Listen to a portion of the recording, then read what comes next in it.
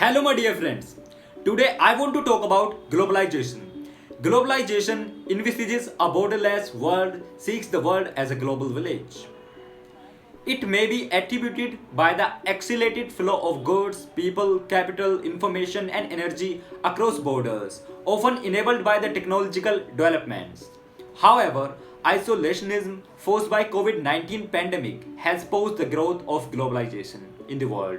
Though the pandemic has hastened globalization's decline, protectionism has been increasing since the global financial crisis 2008. The increased unemployment, growing inequality, and anemic growth in the aftermath of the global financial crisis, particularly in the developed world, are the main reasons for the rise of protectionism all across the globe. Let's talk about rise of globalization. Origin of modern globalization. What today is referred to as globalization started with the end of the Cold War and the disintegration of the Soviet Union in 1991. What were the driving factors? Globalization was the offshoot of two systems, democracy and capitalism, that emerged victorious at the end of the Cold War. These ideas were transmitted across the world through free trade and increased inter-country movement of capital and labor. The idea that all countries should unequivocally move towards democracy underpinned with capitalism was packed in policies commonly referred to as the Washington Consensus or neoliberalism. Politics of globalization. Politically, it refers to increasing global governance via international institutions or growing alignment of national policies.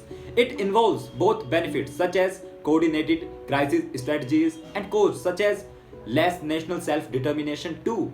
A liberal democracy combined with free market capitalism was the best way to organize society. Developing developed countries collaboration.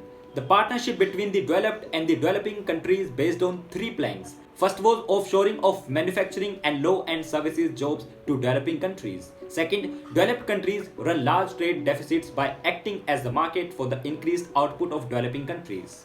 Third, developing countries financing the trade deficit of the developed countries by accumulating large foreign exchange reserves. What are the pros of globalization? Access to goods and services. Globalization results in increased trade and standard of living. It heightens competition within the domestic product, capital and labor markets, as well as among countries adopting different trade and investment strategies. It has also resulted in national capital markets becoming increasingly integrated. Vehicle of social justice. Transnational companies investing in installing plants in other countries provide employment for the people in those countries, often getting them out of poverty. The proponents say globalization represents free trade, which promotes global economic growth, creates jobs, makes companies more competitive, and lowers prices for consumers. It also increases cultural awareness. By reducing cross border distance, globalization has increased cross cultural understanding and sharing. Sharing technology and values. It also provides poor countries through infusion of foreign capital and technology with the chance to develop economically and by spreading prosperity. What are the reasons for decline of globalization? The global financial crisis was a turning point as it struck at the twin foundation of liberal democracy and free market capitalism. Suppression of liberal democracy.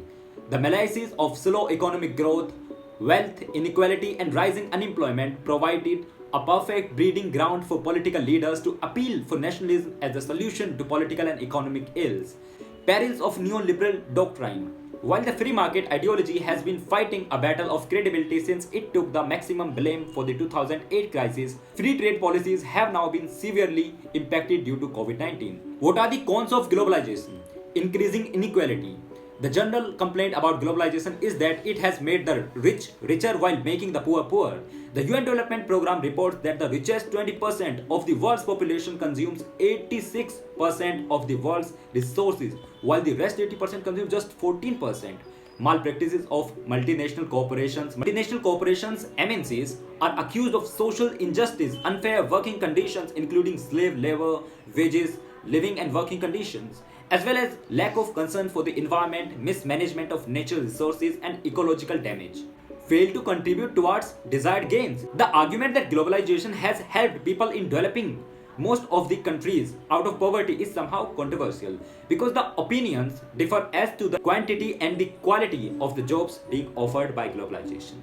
Contribute towards cultural homogeneity. Globalization promotes people's taste to coverage which may lead to more cultural homogeneity. Due to this, there is a danger of losing precious cultural practices and languages. Also, there are threats of cultural invasion of one country over another. Let's talk about the conclusion. Given its enormous potential for economic gains, it would be a waste to categorically repudiate the phenomena of globalization. Instead, there is a need for better understanding of globalization's effects and the interplay of its economies with other issue areas. That's it for the day, my friends. Thank you for watching. Jai Hind.